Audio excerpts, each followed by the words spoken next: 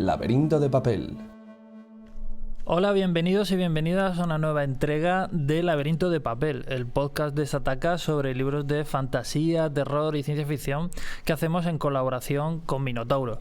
Hoy tenemos un libro muy especial, porque es un cómic, no es un libro, es un cómic, pero habla sobre libros, concretamente de algunos de los libros más vendidos y más leídos de la historia de nuestro país. Y no estoy hablando de Arturo Pérez Reverte o de Juan Gómez Jurado, sino de los autores de los bolsilibros que durante décadas han plagado los kioscos españoles, brindando entretenimiento y emociones a los lectores.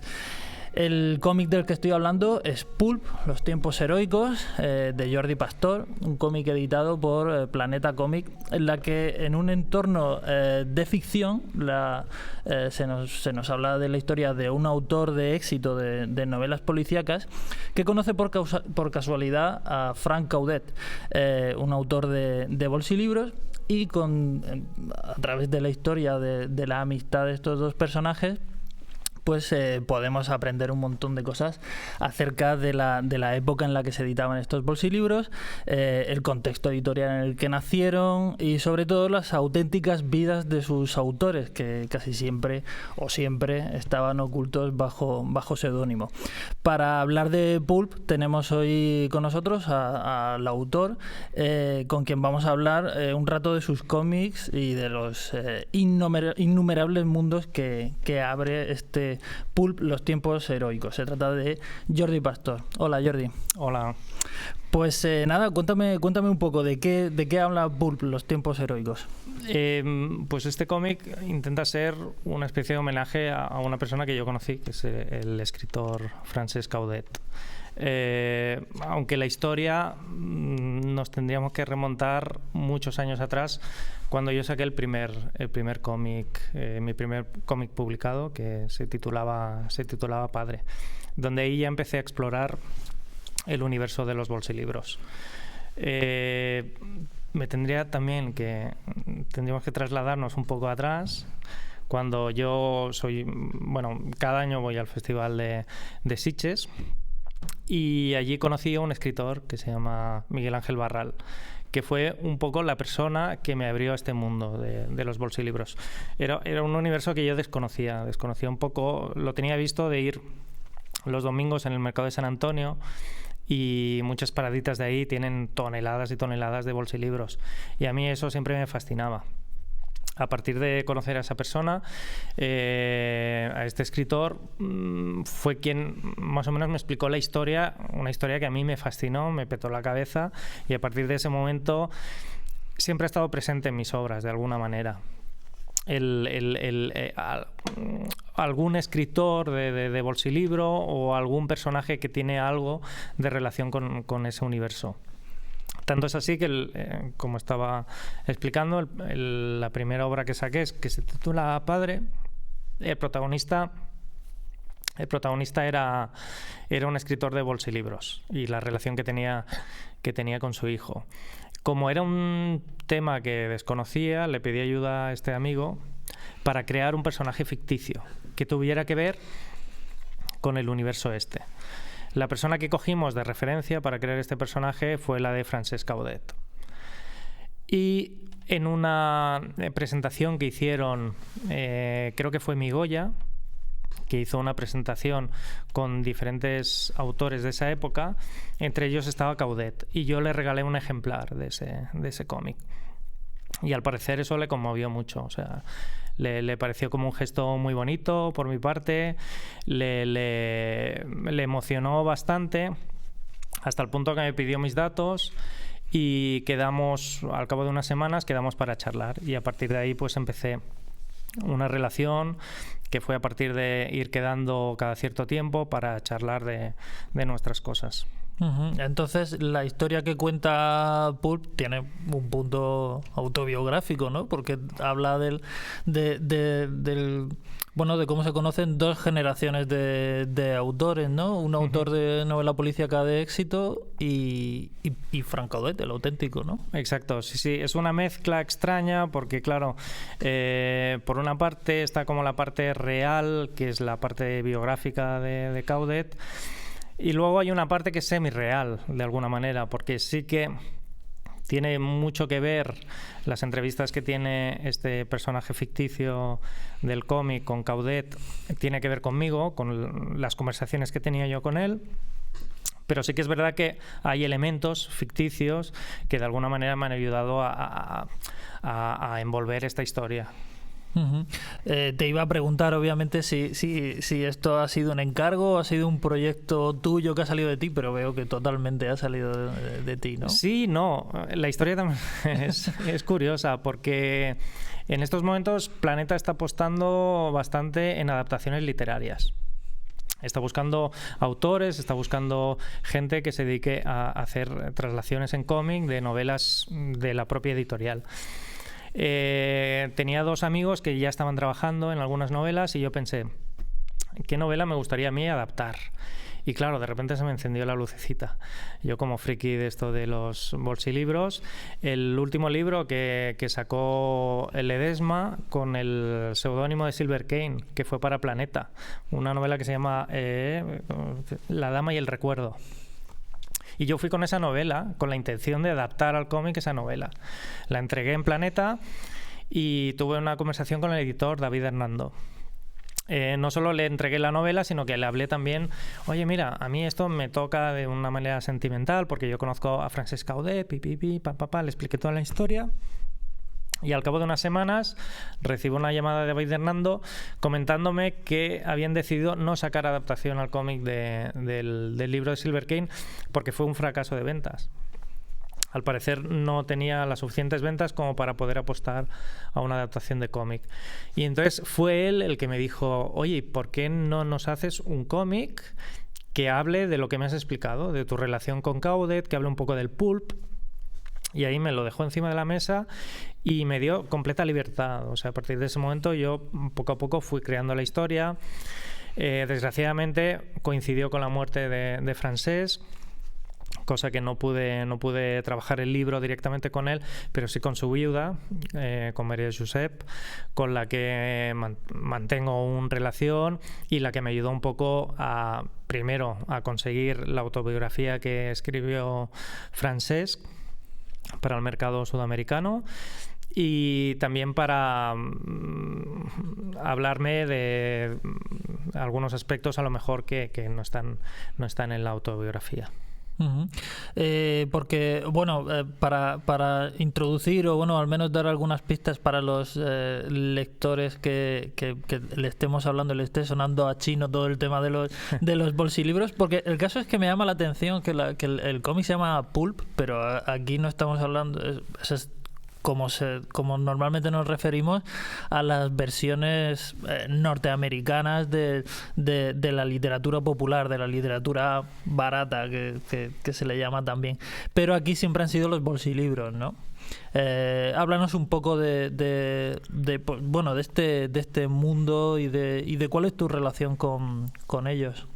Bueno, el título de Pulp sobre todo es a nivel comercial. Digamos que si lo hubiera titulado Bolsilibros, sí que es una palabra que a lo mejor le suena a alguna gente, pero yo creo que el hecho de titularlo Pulp puede ser más accesible al público. Es cierto que pulp es una cosa como que define un género y a lo mejor bolsilibros no tanto, es como le llamamos, pero también se le llama literatura de kiosco, en fin. Exacto. Hay otros. Que es un poco lo que le pasa al protagonista del libro, que él en principio va a escribir un libro que es un libro teórico sobre el pulp americano y de repente por las raíces que él tiene, su padre era catalán y de repente descubre que existió un pulp español del cual él desconoce totalmente ese universo, que es un poco lo que me pasó a mí cuando yo de repente me enteré que había una generación de escritores que habían escrito una barbaridad, pero una cantidad inmensa de libros de ficción y que eran desconocidos. Claro, a mí en ese momento ya me convertí ya en devoto de estos escritores. Claro, porque estos autores que normalmente firmaban con seudónimo como Silver Kane, Ralph Barbie, Lou Carrigan, Curtis Garland, todos estos autores vendían vendían miles y Vendían miles de miles y copias, miles. y además salían libros suyos semanalmente. Creo que hay un momento en el que se habla en el cómic de los contratos que firmaban por un año, y había ahí como un margen, no sé si eran 40 y tantos, mínimo de 40 y tantos, máximo de 60, creo recordar que eran, al año, que claro, eso es un disparate. Es un disparate. Curtis Garland en su biografía también cuenta, él escribía, creo que eran 5 novelas al mes, 5 novelas al mes más o menos, al mes o a la semana. Ahora ya los números me bailan, pero quiero decir, era una cantidad impresionante de obra escrita. O sea, era una gente que no paraba de escribir, constantemente estaban escribiendo. Y sí que es verdad que el tema de los contratos, por ejemplo, es algo, un tema como muy difuso, que incluso cada uno tiene una versión a veces que difiere un poco una de la otra, porque también la editorial estaba muy al tanto de eso. Cambió mucho. Al principio, por ejemplo, les pagaban solo por cuando se publicaba la obra, no al momento de entregar la obra, sino en el momento de la publicación, y era un precio establecido. Derechos de autor ni hablar, aunque poco a poco esas cosas fueron cambiando, consiguieron algo de derechos de autor, pero aún así todo el mundo cuenta, ¿no?, las anécdotas de que cuando alguien iba de viaje a Sudamérica, por ejemplo, y se encontraba novelas suyas traducidas, que decía, pero bueno, ¿esto cómo ha llegado aquí? Incluso gente famosa, que son consideradas famosas allí, escritores que aquí nadie conocía, y en cambio allí pues eran conocidísimos. Claro, porque además muchas de las editoriales de las que se habla, una de ellas con las que pues todos estos autores, por ejemplo los que he mencionado antes, escribieron mucho, era Bruguera, que es especialmente famosa, lo sabemos, sobre todo lo que ha trascendido sobre todo es su labor como editorial de cómic, pero que siempre ha tenido como un lado oscuro Bruguera en cuanto a todo el tema de los derechos, de retribuir adecuadamente a los autores y demás, y esto se daba un poco también con ellos, ¿no?, con los escritores, con esto que dices, por ejemplo, de repente encontrarse novelas traducidas y... Por supuesto, sí. Incluso intentaban de alguna manera que los autores no tuvieran relación entre ellos. Intentaban hacer los pagamientos pues en horas diferentes, intentaban que no hubiera asociación entre ellos. Claro. A mí una cosa que me ha interesado mucho de tu cómic es precisamente eso, la visión que das un poco de la industria de la época. Esto supongo que tuviste que llevar a cabo una labor de documentación, ¿no? Sí, por supuesto. Para empezar, la labor de documentación más grande que hice fue a raíz de la amistad que tuve con Francesc. Quedábamos habitualmente para tomar nuestros cafés, y allí él me explicó muchas veces cómo era ese mundo, cuál había sido su historia, y creo que es lo que más me ha ayudado a ambientar todo eso. Uh-huh. A mí me fascina bastante también la imagen que creo que la transmite bastante bien de estos autores como currantes de la literatura. O sea, por supuesto tenían sus aspiraciones autorales, pero está claro que lo que tenían que hacer era producir y producir, ¿no? Era como... Sí, es que es impresionante, porque incluso siendo ya mayores les fallaba la vista, les fallaba el pulso, pero aún así es que no dejaban de escribir. O sea, era algo que les apasionaba. Supongo que es una pasión, es un poco lo que nos pasa a los autores de cómic, que muchas editoriales también se aprovechan de eso, de la ilusión que hace a una persona, porque hacer un cómic es invertir mucho tiempo en la mesa de dibujo, no solo para dibujar, sino también para crear la obra, si eres el guionista. Y muchas veces las editoriales saben que parte de una ilusión que tiene el autor de ver esa obra publicada. Y yo creo que esta generación de autores, un poco también las editoriales se beneficiaron de eso, de las ganas que tenían ellos por escribir. Les hacían contratos que para ellos les parecían como bastante buenos, pero en el fondo les estaban estafando bastante. O sea, el dinero que les llegaron a estafar es bastante impresionante. Uh-huh. Para que se haga, la gente que nos está oyendo, un poco la idea de qué se puede encontrar dentro, más allá del argumento. ¿Hay alguna parte, alguna escena, algo que tú recuerdes especialmente como que te hizo especial ilusión, como además has puesto mucho de ti mismo en el cómic, que te gustara desarrollar y demás? Yo estoy particularmente contento de la recepción que tuvo el cómic por parte de María Josep, que es la viuda de Francesc. O sea, al leer el cómic, ella se emocionó mucho y me dijo que él veía a Francesca ahí en ese cómic. Y para mí eso ha sido como la ilusión más grande que me ha dado el cómic. Claro. ¿Qué crees que hace especial a todas las novelas de esta época? O sea, de los bolsilibros, el género, digamos. Yo supongo que es el hecho de que sea un referente de cultura popular. Que normalmente la cultura popular, si no va respaldada por un ingreso económico que interese a las grandes firmas, es algo que se deja bastante apartado, que incluso aquí al menos se piensa que, bueno, que lo que consume el pueblo no es algo como de segunda categoría. Y bueno, yo encuentro como tan absurdo esa apreciación que no entiendo. No entiendo por qué hay que separar una cosa de la otra. Sí, porque tenían un éxito impresionante, eso está sí, claro. Sí, es que todo el mundo lo leía. Es un poco algo parecido a lo que pasa con el manga en Japón. O sea, una variedad. Tú tenías tu bolsilibro. ¿Te gusta la ciencia ficción? Tienes ahí un montón de... ¿Te gusta el terror? Ahí tienes terror. ¿Te gusta lo romántico? Ahí tienes lo romántico. Bueno, sacaban tanta cantidad de libros que cada uno encontraba su propio bolsilibro. Y aparte eran libros que, por ejemplo, ahora mucha gente... Esto lo comenta Andújar en el prólogo de la biografía de Curtis Garland, que me parece muy acertado. Por ejemplo, ahora se compran muchos libros para regalar, que muchas veces esos libros se ponen en la estantería y no se leen. En cambio, este tipo de libro, los bolsilibros, la persona que lo compraba era para consumirlo. O sea, tú lo comprabas, lo leías y lo cambiabas por otro. O sea, era literatura para consumir en ese momento. Y todo el mundo lo leía. Claro, no había esa sensación de comprar un libro, pues eso, por aparentar o por quedar bien o por las razones que fueran. Si alguien se compraba un bolsilibro era porque se lo iba a leer, porque obviamente las ediciones eran tan baratas y la presencia era tan escasa que desde luego si comprabas un bolsilibro era para leerlo. Como el placer efímero, ¿no?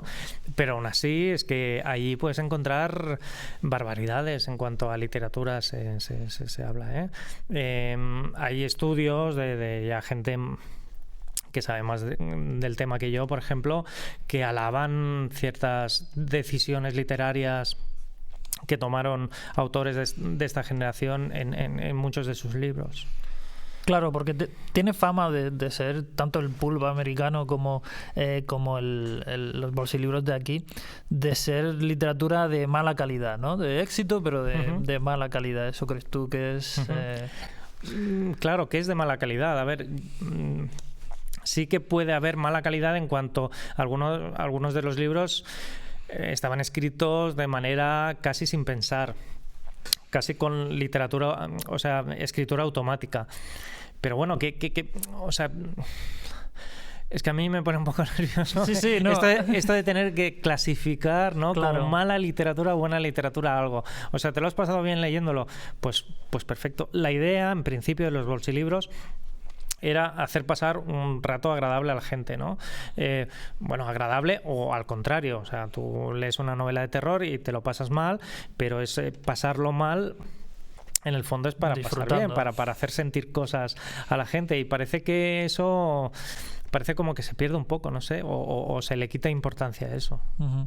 Tengo la impresión de que con otros medios como el cine o el cómic o la televisión no hay esta distinción tan grande, ¿no? Si tú compras, o sea, no hay unos cómics para el pueblo y luego cómics de... A ver, lo hay también, ¿no? Pero quizá no es tan radical como en la literatura. Puede ser que no, puede ser que las redes sociales también de alguna manera han influido en eso. No sé muy bien yo la respuesta adecuada cuál sería. Y a ti que tienes preferencias personales en cuanto a autores de pulp y demás, ¿o no lo tienes tan estudiado? No lo tengo tan estudiado como para lanzarme. Evidentemente, Caudet es de quien he leído más novelas, porque me ha tocado de manera personal, pero de Curtis Garland, por ejemplo, también he leído bastante. Silver Kane también he leído bastante, pero bueno, tampoco tengo una lista de preferencias o de autores preferidos, ¿no? Bien. ¿Tienes otro? Antes has mencionado un cómic tuyo, Padre se llamaba, Sí, ¿no? Es que no lo he leído. fue el primero. El primero, en el que había cierto pozo de la literatura popular. Pero tienes otro, Vaquero, de 2009, donde ya hablabas un poco del tema. Sí. Cuéntanos un poco de qué iba, porque creo que también es muy complicado de encontrar ahora, ¿no? Sí, es un poco difícil porque esto lo sacó Ponemon y ahora mismo yo creo que incluso ya está descatalogado. Pero es un cómic que quise sacar con esa sensación del bolsilibro, con un papel un poco barato, en formato pequeño, casi formato manga, y el protagonista es una estatua de las Ramblas que se disfraza de vaquero. Entonces cogía algo de género. A mí lo que me gusta también es mezclar un poco los géneros, ¿no? Y tenía más o menos una estructura de western, pero lo que intentaba era ensalzar un poco la subcultura que puedes encontrar en una ciudad como Barcelona, por ejemplo. Entonces, tejer como una especie de mitología a partir de cosas que tú ves habitualmente en la ciudad, como por ejemplo las estatuas humanas que habían en las Ramblas. Y una de estas estatuas era un señor ya mayor que en su tiempo había sido escritor de bolsilibros. Uh-huh. Y por ahí venía también un poco, siempre introduzco algún personaje que es algún escritor de bolsilibros, o la mitología siempre está presente por ahí. Uh-huh. A mí lo que me llama la atención de toda esta... porque ha habido, pienso yo, en los últimos años, sobre todo, como bien dices, gracias a las redes sociales y demás, ha habido como una reivindicación a lo mejor de toda esta literatura y demás, tanto, sobre todo los norteamericanos que por suerte o por desgracia están son más conscientes de su cultura popular, ¿no? Y ha habido, pienso yo, una reivindicación en los últimos años, porque muchos de los personajes que ahora damos como muy asumidos, que están en el imaginario de héroes y villanos y demás, han nacido en la cultura popular, ¿no? Por ejemplo, pienso en España, pues pienso en El Coyote, que eran sí, novelas. Y en Estados Unidos, por ejemplo, las historias de Lovecraft, que ahora se consideran un clásico, se publicaron originariamente en... Exacto, sí. Y es decir, que no hay tanta diferencia a lo mejor entre a veces solo es necesario que pase un poco el tiempo, ¿no? Yo creo que lo que falta ahora es un documental en Netflix. Creo que es lo que falta para que la gente, o mucha gente, sea consciente, ¿no?, de esta generación que hubo de escritores y de la importancia que tuvo en su momento. Porque estamos perdiendo esas generaciones. O sea, a mí, por mi parte, pues supongo que mi abuelo a lo mejor era consumidor de este tipo de literatura. Mi padre ya no demasiado, creo, y claro, poco a poco nos vamos alejando. Yo ahora les hablo a mis alumnos de los bolsilibros y es como si les hablara de COVID. O sea, no saben de quién estoy hablando. De COVID, no el virus. No COVID, de COVID. Siempre es la pregunta que le hago a mis alumnos. ¿Sabes quién es COVID? Si me dicen que no, ya es como, Dios mío, esta generación ya... Sí. Y yo creo que falta eso, falta algún tipo de documental, alguna obra fundamental que hable de esto, que hable del bolsilibro y que de alguna manera no se pierda un poco el recuerdo. Hombre, si se pudiera introducir algún tipo de literatura de este tipo en las escuelas, por ejemplo, eso ya sería un logro.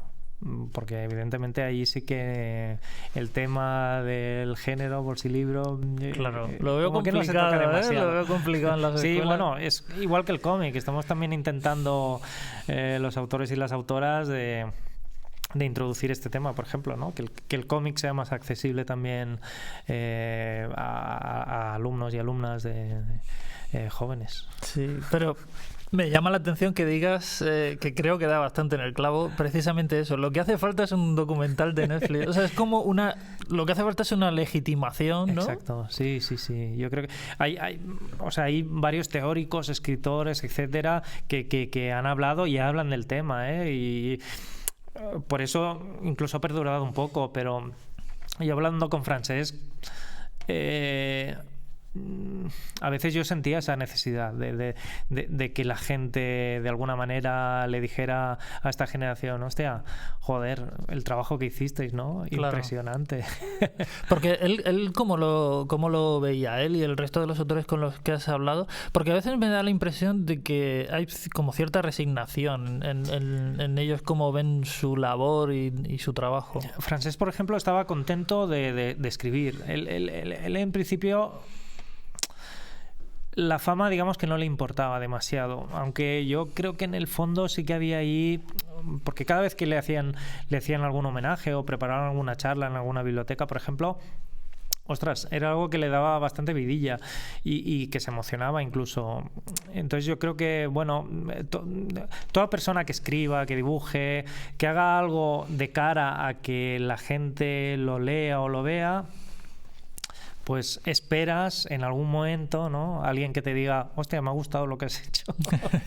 Y con esta generación a veces es muy divertido, ¿no? Que hablan que iban a comprar al kiosco a lo mejor novelas que el propio kiosquero vendía las novelas a los escritores sin saber que eran ellos, porque para el kiosquero esa gente era americana, eran claro, autores americanos, seudónimos. Frank Cowden, Donald Curtis.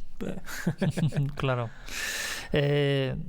Sí, tienes razón, que igual hace falta como ese tipo de legitimación. Yo pienso que el caso es que yo, que he leído sobre el tema, que me interesa el tema, no solo leer los propios bolsilibros, sino que me interesa la época y demás.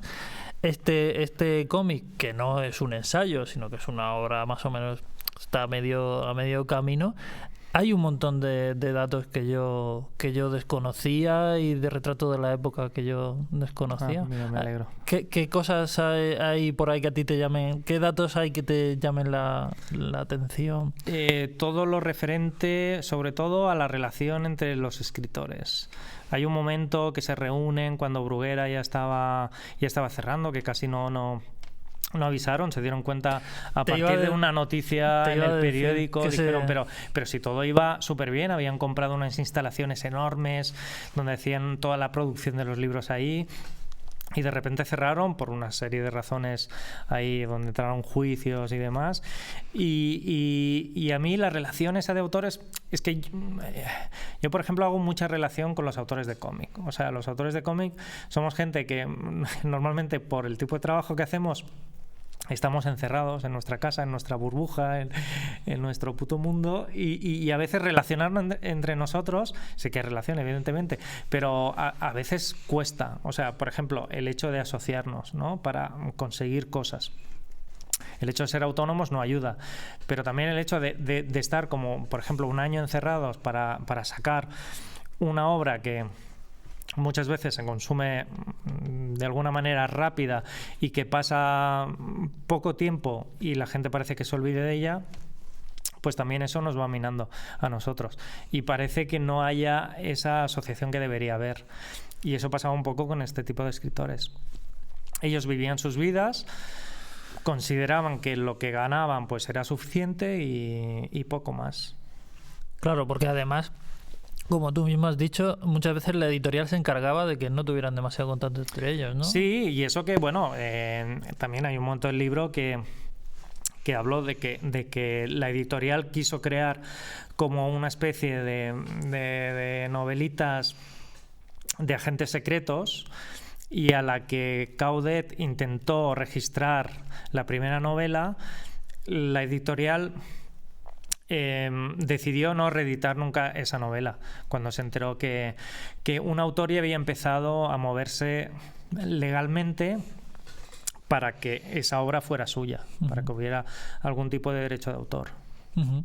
Es muy interesante esta parte de la historia en la que cuentas como este proyecto editorial, ¿no? Que era como ambicioso de hacer como un universo de ficción de espías, ¿no? Sí, no, era fascinante. Bueno, y ahí las novelas están publicadas, ¿eh? Sí. Pero sí, o sea, eso quiere decir que era un universo en expansión. O sea, ellos ganaban seguramente una cantidad de dinero impresionante. Y la idea era de seguir Ellos creciendo. Te refieres a la editorial. La editorial, claro. Por supuesto, sí. Aquí siempre la editorial tiene las de ganar. Sí. ¿Y cómo era este tema? Cuéntame un poco el tema de este universo de espías, porque a cada uno le daban un espía y la idea es que se relacionaran entre ellos, que se repitieran personajes, que hubiera algún tipo de coordinación, que eso choca un poco con lo que siempre se dice de que los autores que no hablaran entre ellos y tal, pero aún así habían propuestas de este tipo. Pues cuéntame un poco en qué estás ahora. ¿Qué estás haciendo ahora? ¿Tiene alguna vinculación con este universo? No de manera tan directa como esta. Yo siempre intento que de alguna manera esté vinculado. Pero soy una persona que estoy metido siempre en muchos proyectos al mismo tiempo. También es verdad porque como son proyectos, al final de 25 proyectos que tienes, pues a lo mejor salen 2 o 3. Pero bueno, ahora mismo estoy como en proceso de acabar lo que sería el storyboard del segundo libro de una adaptación de unas novelas de Emilio Hueso, que lo saco con Gigamesh. Y estoy con otros autores trabajando en varios proyectos que espero que salgan a la luz. Pero tampoco me quiero adelantar demasiado, claro, porque evidentemente como a lo mejor no van a salir.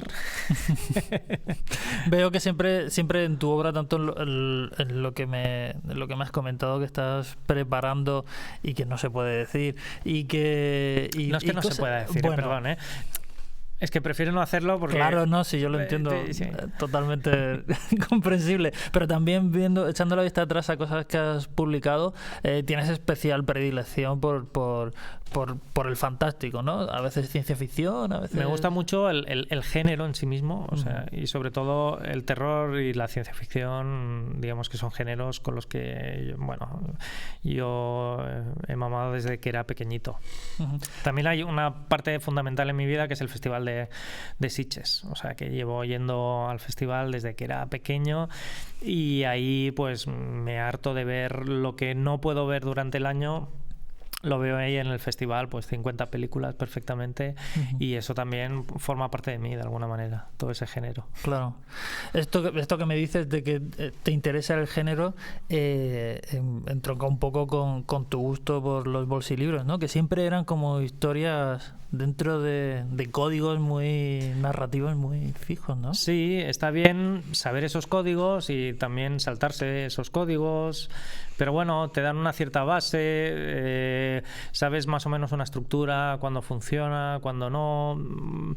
Es una muletilla también a veces, o sea, te ayuda un poco a ir llevando una historia hacia un lugar que al final, en el fondo, se trata de hablar de algo bastante personal, porque todas las obras, por muy de género que sea, al final acaban hablando de lo que está viviendo esa persona en ese momento. Claro. Pero es posible que sea esto lo que quizá haga que les cueste tanto trabajo ser bien consideradas por la alta cultura, por así decirlo, ¿no? Que se confunde a lo mejor el estar dentro de un género con ser poco originales, y no es exactamente lo mismo, ¿verdad? Sí, yo es que no lo acabo de entenderlo, porque encuentro tan originales algunas propuestas de género que me parece como increíble y bueno, tanto es así que al final la cultura popular acaba siendo pues cultura popular. Y cuando una gran empresa, por ejemplo, acoge algo de cultura popular, fíjate Disney, ¿no? O sea, al final se convierte en una máquina de hacer dinero, porque es algo que interesa a la gente. O sea, la cultura popular siempre ha estado ahí, siempre va a estar ahí. Lo que pasa es que para llegar a generar mucho dinero, pues a veces se necesita una apuesta por parte de ya sea una productora, una editorial. Claro. Es un paso que a veces les cuesta hacer. Claro, es complicado. A mí, desde luego, es un tema que me interesa muchísimo. Quería decirte también que es muy interesante la introducción y luego los epílogos que tiene tu cómic, que contextualizan bastante todo esta época y este género que en muchos aspectos son muy desconocidos, ¿no? Sí, el prólogo es de Alberto Valle, que es un escritor de bolsilibros actual. Uh-huh. Y luego hay un artículo de Migoya, de Hernán Migoya, que le pedí que escribiera, porque él es un gran conocedor de este mundo y de alguna manera tocamos ciertas cosas que nos interesan a los dos y sabía que encajaría perfectamente. Uh-huh. Y por último hay algo escrito, ficticio, que está hecho por este amigo que te comentaba, escritor, Miguel Ángel Barral, que es como un extracto del libro ficticio, del ensayo que está haciendo el protagonista, que en el fondo pues es un escrito que ha hecho Miguel Ángel Barral. Te iba a preguntar si lo habías escrito tú o... No. Esto se lo pedí a este amigo mío, que fue quien me introdujo en este mundo, para que me hiciera como una especie de análisis sobre el pulp americano. Que hablara un poco del pulp, ya que yo tocaba fundamentalmente el pulp español, quería que él, el personaje ficticio, escribiera de pulp americano. Uh-huh. Has mencionado la introducción que la hace un autor actual del género, y bueno, es que ahora se sigue produciendo, pero de otra manera, claro, porque ya para empezar no hay kioscos. Entonces... Exacto, los kioscos están desapareciendo. El bolsilibro también, aunque hay algunos escritores bueno, autores como yo, que estamos fascinados por ese mundo y estamos ahí como empeñados, no, queremos que vuelva.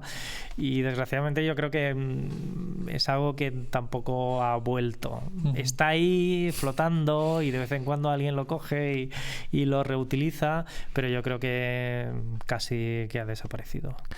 Sin embargo, en Latinoamérica hay mucho, incluso estos propios autores, ¿no? Siguieron escribiendo. Exacto. Y siguen escribiendo para ese mercado. Seguían y siguen escribiendo para ese mercado. Lo que pasa es que es un tema como bastante peliagudo, porque ahí entran editoriales. Curtis Garland en su biografía es más crudo a la hora de definir las editoriales con las que he trabajado últimamente. Son editoriales no demasiado transparentes. El tema Latinoamérica, en cuanto a edición se refiere, es un tema aún que da mucho que hablar.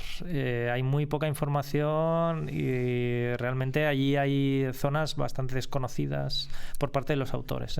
Pero ¿a qué te refieres? ¿A que muchas de ellas operan un poco en cierta, legalmente un poco de yo diría manera? Que sí. Yo solo puedo hablar de lo que me comentaba Francesc. Me comentaba, por ejemplo, el dinero que él recibía por una de esas novelas. Y la verdad, yo evidentemente no soy autor de novela, soy autor de cómic, sé más o menos lo que pueden ofrecer las editoriales de aquí o las editoriales extranjeras, pero siempre consideré que allí había un tema un poco turbio, de poca transparencia a los autores de lo que podrían llegar a ganar con esos libros. Uh-huh. Y la parte que le correspondía a los autores, claro. Sin embargo, por lo que cuentas, muchos de ellos aceptaban estos trabajos porque necesitaban seguir escribiendo, ¿no es así? Exacto, sí. Es que realmente, de verdad, de Francesc, él lo decía, es que hasta que me muera voy a... Y así lo hizo, o sea, estuvo escribiendo hasta su muerte. Por suerte pudo acabar su biografía. Una pena que es una biografía que realmente yo creo que es casi imposible encontrarla. Uh-huh. Porque muchos de estos autores, han mencionado antes también a Curtis Garland, han escrito sus biografías. Sí, que yo sepa, bueno, la de Curtis porque la sacó en su momento la editorial Morsa, y la de Caudet porque yo le conocía a él, porque si no ni me hubiera enterado de que existe esta biografía. Sí, no hay más de relatos en primera persona, no. Supongo que sí que habrá alguna, pero yo la desconozco. Muy bien. Pues solo queda agradecerte que hayas venido aquí a hablarnos de tanto de tu cómic como de la época que retrata, que es fascinante y bueno, Ya te he estado comentando antes, fuera de micro, que yo ahora mismo he descubierto el mundo del coleccionismo del bolsilibro. Y... ¿Te has perdido? Sí, porque claro, es inagotable. O sea, es infinito, ¿no? Bueno, en la biblioteca de la Bóvila, del Hospitalet, ahí hay un fondo del cual Francesc fue como donando cantidades y cantidades de bolsilibros, y bueno, invito a todo el mundo que vaya allí a ver el fondo que tienen, porque es inabarcable, y aún así, bueno, lo que quedaría, claro, porque hay miles y miles. Porque hay algún tipo de como de registro de todo lo que se publicó, o eso lo han ido haciendo fans, lectores. Sí. Fans, lectores, incluso los propios escritores. Francesc, por ejemplo, no dejaba de ir cada domingo al mercado de San Antonio a buscar novelas, que hay algunas que son imposibles de encontrar, otras que son muy fáciles, porque claro, se reimprimían, se sacaban con otras portadas la misma novela con otra portada, o sea, bueno, es que es un mundo bastante grande. Claro, eran prácticas editoriales de otra época, ¿no? Sí. Yo es que pienso siempre, claro, siempre me viene el paralelismo con, pues eso, ya que estamos hablando de Bruguera, pues lo que la propia Bruguera hacía con los cómics, con cómo los editaba, que reeditaba, pero cambiaba numeraciones, cambiaba portadas, hacía todo tipo de perrerías. Bueno, y sobre todo eso no quedaba registrado en el sentido de que ahora podamos... Exacto, sí. Bueno, recomiendo la obra de Paco Roca del invierno del dibujante, que habla sobre esa época de dibujantes de cómic, el momento en el que decidieron asociarse para sacar una revista por su cuenta, y bueno, las penurias que conllevó eso. Claro, la presión de la que Bruguera era la Disney del TVO en España. Claro. Pues nada, solo nos queda agradecerte que hayas venido a hablarnos de los tiempos heroicos. No, gracias a vosotros y vosotras. Pues nada, ya solo queda despedirnos hasta la próxima entrega de Laberinto de Papel. Recordaros que podéis vernos en YouTube y escucharnos en todo tipo de plataformas de podcast como iBooks, Spotify y demás. Y nos vemos en la próxima entrega de Laberinto de Papel, el podcast literario de Sataka que hacemos en colaboración con Minotauro.